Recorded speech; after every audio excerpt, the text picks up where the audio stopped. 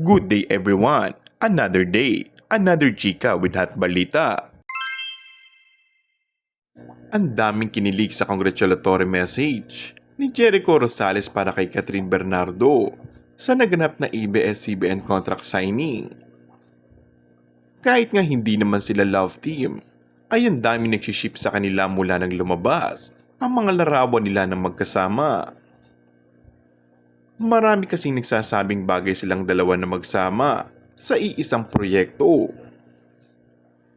Maski nga si Jericho ay inaming since 2016 pa lang daw ay gusto nang makawork ang kapamilya actress.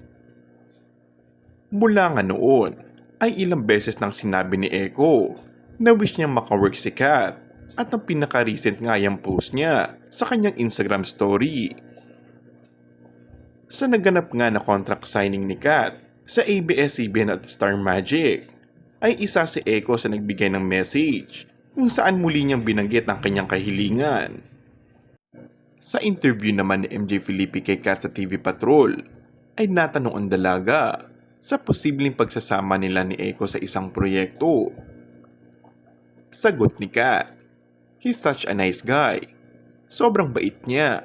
Ayaw mo bang makatrabaho yung ganun? So let's just see." Nagsalita rin si Kat sa story behind sa photo nila ni Echo. Si Jan Manalo, good friend of mine since going Bulilit days. Nagkita kami noon. Mag-workout ako talaga that day. Tapos na-mention niya. Sabi niya, gusto mo sumama. Okay, why not? Kaysa mag-workout ako mag-isa. Kung bago ka lang sa aking channel ay mag-subscribe at pindutin na rin ang notification bell. Maraming salamat!